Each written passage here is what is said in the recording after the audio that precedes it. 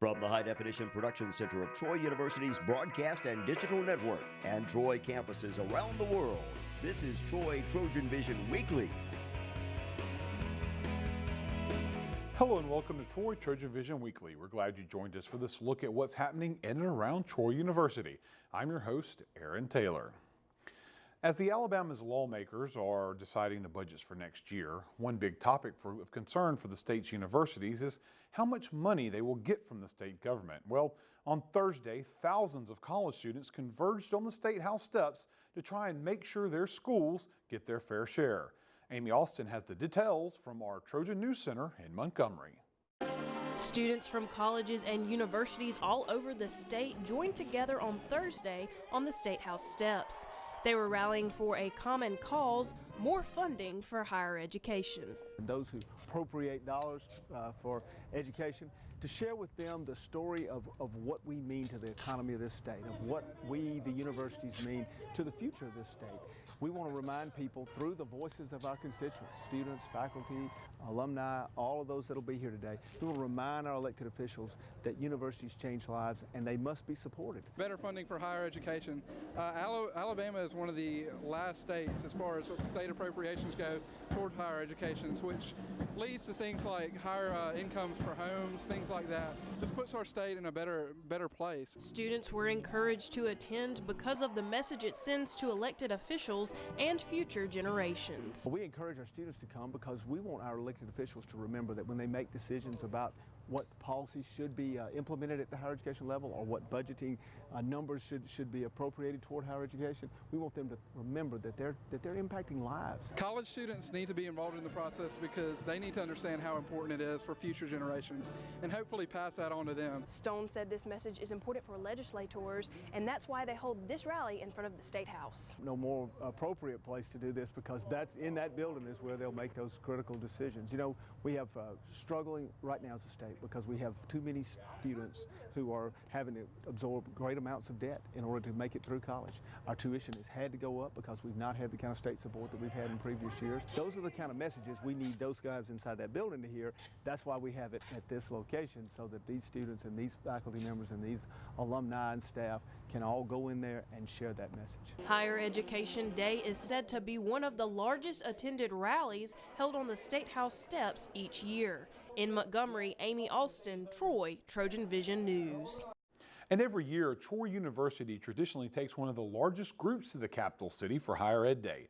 Continuing our coverage from our Trojan News Center in Montgomery, Angel Norris takes a look at Trojan participation in the rally. Students from all over Alabama came out today to support higher education. Most important in attendance were Troy University students showing their spirit in today's rally. The purpose of today's rally was for higher education, but some Troy students tell us specifically why they were here. Troy is a great school with a lot of great opportunities and a lot of great programs that are not offered at other colleges around Alabama. So I think by us being here, by having our presence, we are showing that we really care about Alabama and what we can do for them. You know, Troy University means a lot to me as a student, and becoming this next year's president, it's become one of my passions to make sure that Troy University has a successful year. So through this, it's an opportunity for us to be able to make that happen. So coming, rallying for 2/3, getting more money, being able to donate it to us is something huge to me. We're obviously supporting for more state funding for our education system, and I think it's a great opportunity for us to be able to let our legislators know that we want this, we want to be supporting our education system, and that it's necessary for our society to thrive. So we're excited to be here. Not only were Troy students in attendance today, but so were senators and advocates of higher education. Here's how one senator felt seeing Troy students show their support. It's really exciting. It's exciting to see the enthusiasm and the interest, and we all understand the impact of tuition and cost of college. So many students today, when they finish college, they got such a debt, it's almost unreal. And we want to relieve that. We want to get increased funding for the state, we need to get funding for higher education so that they won't have to do that. Troy's SGA estimates around 250 Troy students travel to Montgomery to take part in this year's rally. In Montgomery, this is Angel Norris, Troy TrojanVision News. Those students in Montgomery only stood for about an hour, but one campus organization spent 24 literally standing up for a cause with international implications. Jordan Elston has the details. Troy Voice of Justice stood for hours on end to help put an end to human trafficking. Today we are out here standing for 24 hours. It's called Stand for Freedom, and what we're doing is we're getting sponsors as we stand to raise money for International Justice Mission to end human trafficking and slavery all around the world. Different members alternated standing for a full 24 hours from 8 a.m. Wednesday morning to 8 a.m. Thursday morning. And although standing might only seem like a small act, Chenault says that the organization is making a big impact. I think it's making a huge impact because a lot of the people that we're talking to today, like we're just handing out flyers on the street, they had no idea that, not that this wasn't a problem, but that such a big problem existed and that there was something so easily that they could do to help. Like it's donating $5 or even just posting on social media really raises awareness, and it's just letting the world know that this is a real problem. 30 balloons were released Thursday morning to represent the approximate 30 million people that are victims of human trafficking. And although the semester is coming to an end, Chenault says that there is still time to get involved. Students can come to the Voice of Justice meetings. The meetings, we have them the last Thursday of every month. And so our last one's going to be April 26th. This is Jordan Nelson reporting for Troy, Trojan Vision News.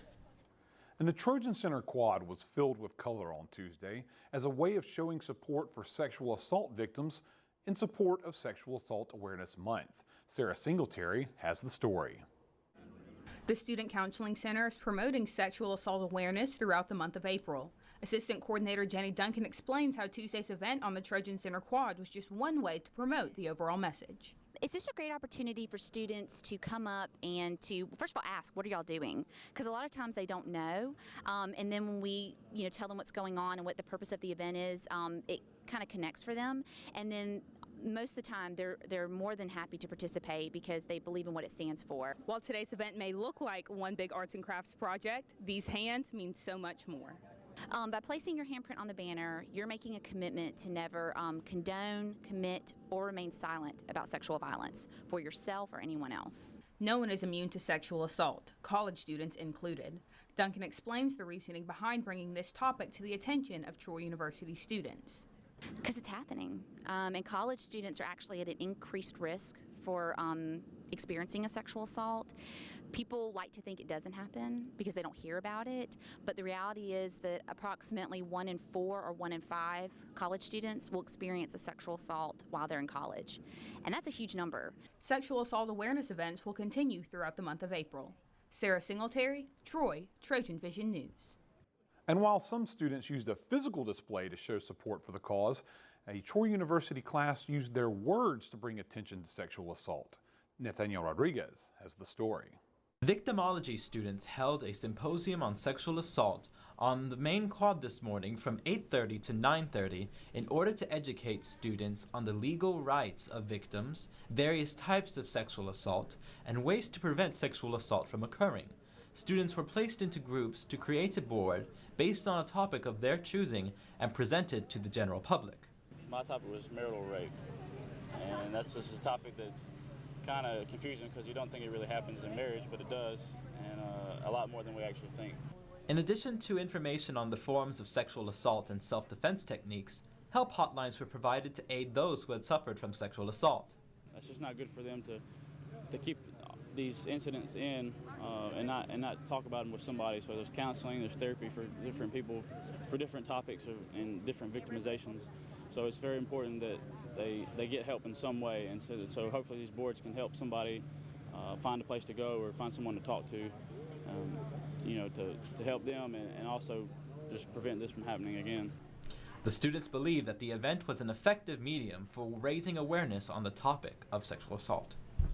Well, first of all, I think it's great. It's a good avenue to, I guess, give a little light, a little bit more background on sexual assault, and it gives people the opportunity to really come and gather a lot of information that they may not already have known. So I'm really proud to be a part of it, and I'm thankful to Ms. Childs for setting everything up. Nathaniel Rodriguez, Troy, Trojan Vision News. And it's also Child Abuse Awareness Month, and a local organization that helps area children recognize the month at a ceremony Monday afternoon. Samantha Cocan has the story. The Pike Regional Child Advocacy Center was established in 2004 to provide a child-friendly facility for children who suffer from sexual and physical abuse. It recently hosted its annual proclamation declaring April Child Abuse Prevention Month. We provide services to abused children and children that suffer from neglect. The main thing we focus on at this center is sexual abuse and physical abuse. The Child Advocacy Center provides many services, such as parenting classes, safety classes, and forensic interviews. We do interviews of the children. We want them to disclose and actually be recorded so the judge or the attorney can actually subpoena those records instead of calling the child into chambers at court. So our mission is to actually lessen the trauma for child abuse victims. April was first proclaimed National Child Abuse Prevention Month in 1983. And since then, many state governors and county mayors issue proclamations to encourage public awareness of child abuse and neglect. Well, this is just a chance for all the governing bodies in the city and the county to show their support for the Child Advocacy Center and to try to bring awareness to the entire community about what goes on and how we can work together to prevent it. To declare April 2015 as Child Abuse Awareness Month, and it's like that across the nation. April is always Child Abuse Awareness Month, and the color blue that you see here, the pinwheels and the balloons, signify the abused and battered children across the nation. Approximately 80 balloons were released to honor Pike County residents who suffered from physical and/or sexual abuse last year. Samantha Cocan, Troy, Trojan Vision News. And also at the ceremony, Troy University's Kappa Delta sorority donated nearly $25,000 to the Child Advocacy Center. The funds were raised through philanthropic events on campus. Well, we're going to take a short break, but when we return, we'll get reaction on the big announcement of Publix coming to the city of Troy. Stay tuned, we'll be right back. Hart, what's going on? I'm leaving. Why? What did I do? Not enough. You constantly ignore me. You barely eat anything healthy. You're half as active as you used to be. The pressure is just too much. I quit. Okay, I get it. I'll do better. Just please, don't leave. Okay, but remember, if I go, you go. Listen to your heart. Don't let it quit on you. Uncontrolled high blood pressure could lead to stroke, heart attack, or death. Get yours to a healthy range before it's too late. This is Dr. Daniel Smith. He's an expert in domestic and international economics. But his proudest achievement is connecting with his students and helping them accomplish more than they ever thought possible. That's the warrior spirit, and it's alive and well at Troy University. Feel it at troy.edu/spirit. Now back to Troy Trojan Vision News Weekly. On Monday afternoon, Troy Mayor Jason Reeves announced that Publix grocery store will be coming to Troy in the near future. But that was only part of a major economic development project on tap for the city of Troy. Jordan Elston explains. New business is coming to Troy. On Monday, Mayor Jason Reeves announced Publix is on its way to the city as a part of a major economic development project that will see expansion for the city. It's been a process that we've gone through for well over a year. In fact, I guess the first time I went down and looked at the possibilities for the road would have been in February of 2013, so not long after I was elected. And I've been working on that part of the project and then Publix as well for about that long. So I'm glad to be to this point so we can talk about it. The Publix will be located behind where Popeye's Chicken is currently located. What helped bring Publix here is what will be one of the largest road projects in Troy's modern history. It will eventually extend George Wallace Drive to Enzer Road, which will give easier access to the Troy Sportsplex, but that's only part of the project. The next part will extend Franklin Drive from where it ends now at 231 to Oak Park Drive and therefore Elba Highway, allowing access for future development to areas touched by these roads. So many other things accessible. It's going to take a tremendous amount of pressure off of Highway 231 and the 167 intersection. I think that's one thing, if anyone is driven through that intersection, it's really become by far the busiest intersection. I've seen some traffic counts that show it as one of the busiest non-interstate interchanges in the state of Alabama. Jordan Elston, Troy, Trojan Vision News. Groundbreaking for the new Publix is scheduled for January of next year. Reeves says the road project should start later this year. In reaction, the announcement of the new Publix has many in the community excited about the new retail options. So we wanted to see how Troy University students felt about the addition to the shopping landscape. Devereaux Bogart has more. On Monday, Troy Mayor Jason Reeves announced the upcoming construction of a Publix grocery store in Troy, and some Troy University students voiced their excitement. I'm enthusiastic about it, man. It's going to bring in more commerce right now, which Troy needs that. We need the money, a little more money flow in the city to try to open up a couple more things. I think it's a good idea because Publix has like buy one, get one free deals that college students can use if we don't have a lot of money sometimes that Walmart or Winn-Dixie might not have. I'm really excited personally because I'm from Central Florida and we have Publix everywhere there, and it gives a lot of healthier food options, and I think it's just a really good thing to have around campus and for the community. I think it'll bring a lot of people here. However, the store is not going to pop up overnight, and many upperclassmen may not be here to enjoy the finished product. I am happy that a Publix is coming in Troy. However, since I'm a senior, I'm pretty upset that I won't be able to reap the benefits of having fresh produce and a good selection of food. So I'm happy for Troy, but at the same time, like, I wish it would have got here a lot sooner. One Troy student was still in disbelief regarding the news. It's really happening? Really? That's good, because it's my favorite supermarket. The proposed location for Publix is at the end of George Wallace, right behind Popeye's restaurant, a considerably closer location to the college campus than other grocery stores. Just being on George Wallace is a lot easier to drive, saves a lot more time than driving down all the way to Walmart.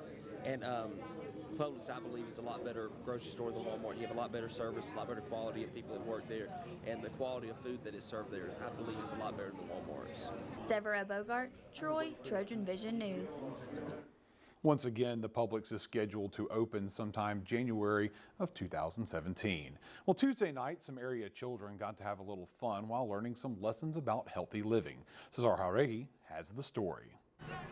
The local children of Troy were able to enjoy inflatable obstacle courses, bouncy castles, and other fun and engaging activities as a part of Troy's Sport and Fitness Management Children's Health Field Day, which was organized and put on by the students of the event management class. This event is about demonstrating an active, healthy lifestyle to the local children of the area. Is to kind of educate the children on a healthy lifestyle and how they can, get out and move around, and also just to kind of let them come out and have fun. This event not only allows kids to play, but also to learn about healthy lifestyles and being active.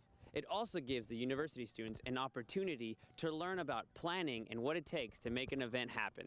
Again, this is a hospitality, sport, and tourism management program, and so the students learn how to plan, organize, and stage an event. The students are responsible for creating sponsorships, selling those sponsorships, coming up with the different activities and the different zones, and this is really a resume builder for them. It really helped me a lot. I never knew exactly what went into planning an event and what all it took to kind of delegate and lead it as well. And it was a really humbling experience for me, and it was very informational, and just learning how, there's so many little pieces, but it can make the big picture so great, but you have to pay attention to detail. Not only does the event help the students gain experience to further their careers, but it can also have a positive effect on their well-being. But they have fun, they get to engage with the local community, and we think that's important for them as well. The event management class has 2 other signature events, including a golf tournament and a CrossFit competition they will put on later this semester. Cesar Jauregui, Troy, Trojan Vision News. Working to establish a culture of reading on campus in a number of ways. One of those ways was offering up some used books for sale to help a local elementary school program. Sherry Kotzum has the story. The Writing Center hosted an outdoor used book sale Tuesday to help raise money for the Troy Elementary School Kindergarten Reading Intervention Program.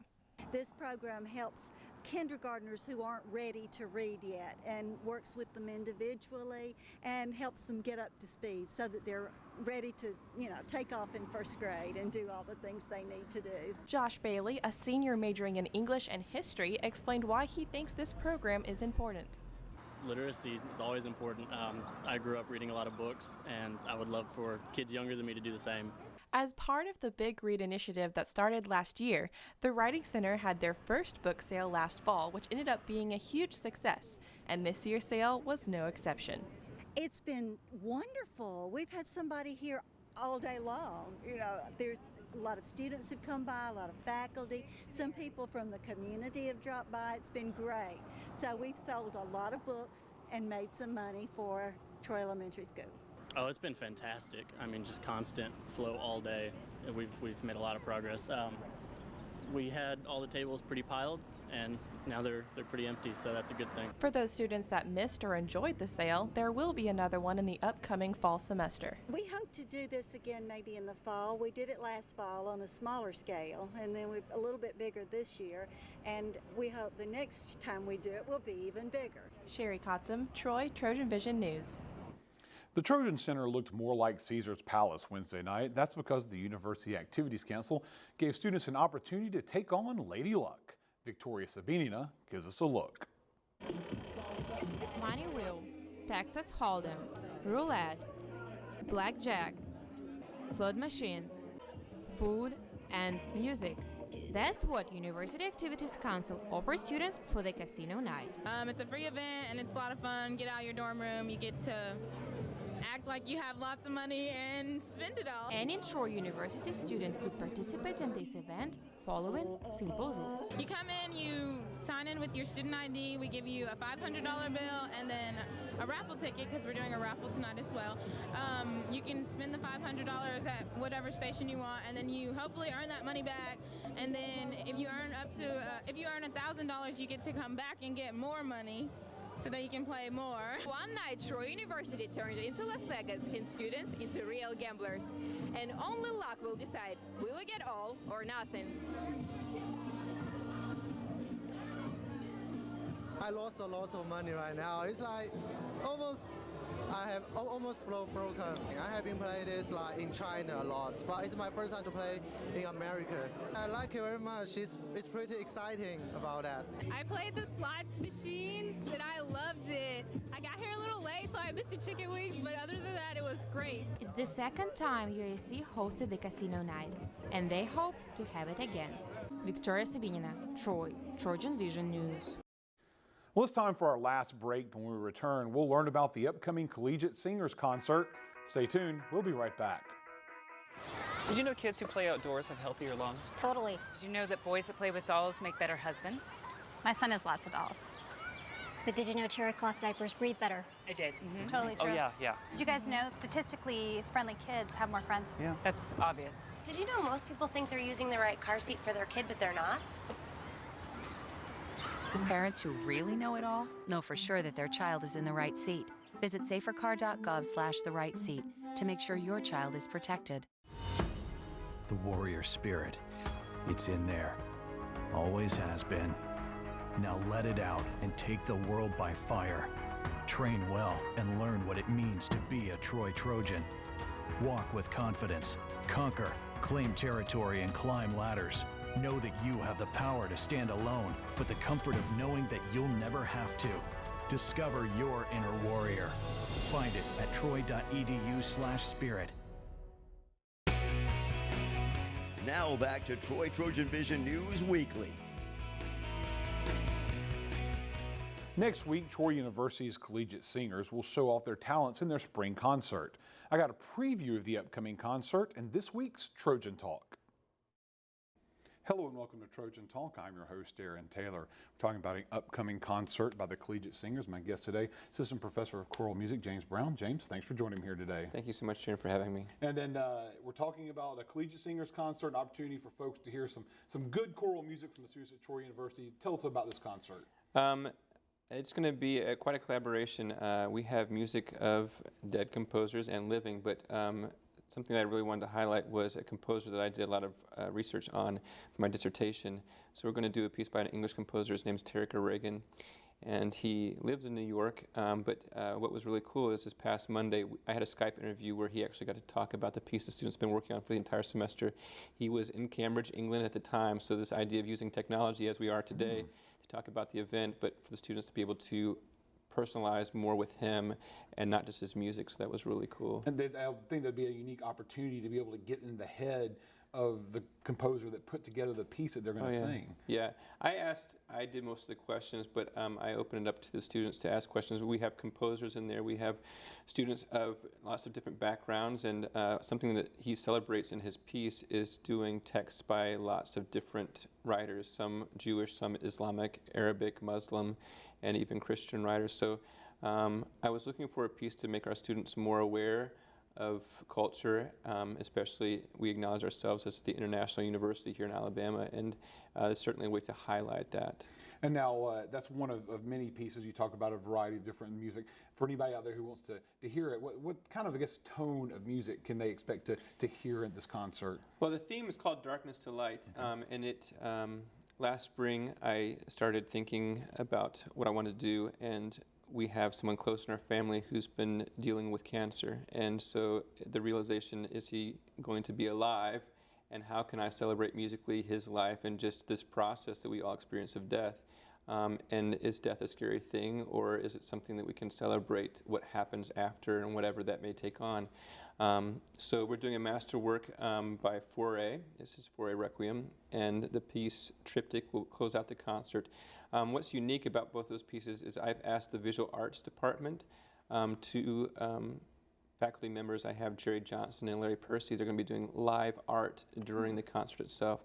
So the idea is not only to expand the audience's mind about what they perceive as happening in a concert, what is a choral concert, but also playing with their ears a little bit as far as some perception of choral music is it's just slow and it's just flowy, and this is very edgy, like the Triptych. Almost feel like you're at a rock concert. The percussion ensemble from Troy University, our celebrated percussion ensemble under the direction of Dr. Adam Blackstock, will be performing with us, so it's another opportunity to celebrate other students within the School of Music. And it sounds like you've got a lot of collaboration going on. Is that the extent of the collaboration for this concert? No, we also have the dance department. They just had their concert Eclectic, and I had talked with Miss Loud and some others about being part of the experience, and so they have 2 dancers. And for them, they've always wanted the opportunity to perform with live music, whereas their entire concert was recorded. This is a live experience, so those dancers will certainly get to celebrate that. And then I have some professional musicians that are coming in to play the string parts for the Fauré.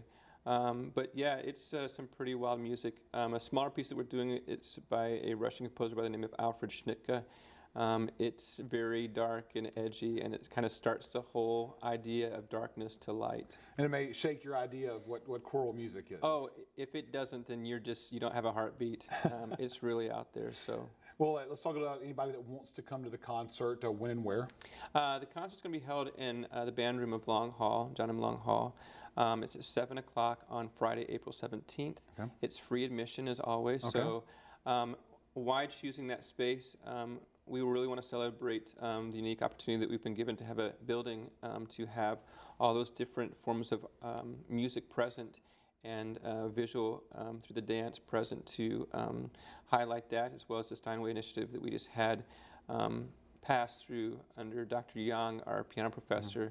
We are now a fully set up Steinway school, and so it's an opportunity for people from the outside to come in and see all the wonderful things that are happening and to show off all of those brand new pianos. Exactly. Well, here's hoping that some folks can have a chance to come out and see a variety of choral music performed by the collegiate singers. Thanks for joining me today. Thank you, Aaron. And thank you for joining us on today's edition of Trojan Talk. And that's what happened on the second week of April 2015. To find out what's happening throughout the week, you can tune in to Troy Trojan Vision News at 5, 6:30, and 10:30 Monday through Friday, or anytime by following us on Twitter at Troy TV News. Also, feel free to like our Troy Trojan Vision News fan page on Facebook to see links to online content from Troy Trojan Vision News. We hope you join us again next week for another edition of Troy Trojan Vision Weekly. Have a good week. It's a beautiful day out here. Sunny today with light breezes, giving way to clouds in the afternoon. We could see some light precipitation to moderate precipitation later on, followed by powerful storm-like conditions. 90 miles per hour winds are expected. Authorities are asking everyone, stay indoors. Come on, that's it. Let's go.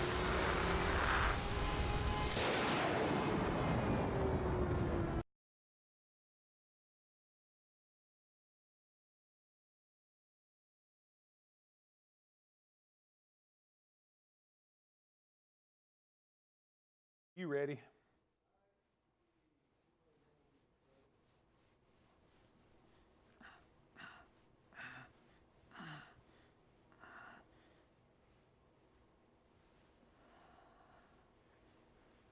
Snick, snick, snick, snick, snick. I'm not Clay Yeager. Okay, good. This is not Clay Yeager.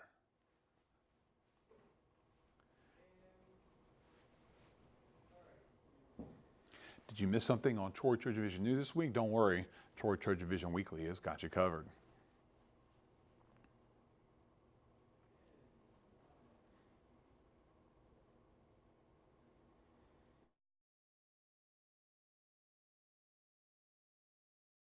Did you miss something on Troy TrojanVision News this week? Don't worry, Troy TrojanVision Weekly has got you covered. This week, we'll see how Troy University showed their support for higher education. We'll get student reaction to Publix coming to Troy and a preview of the upcoming Collegiates concert. All that and more this weekend on Troy TrojanVision Weekly. Won't you join us?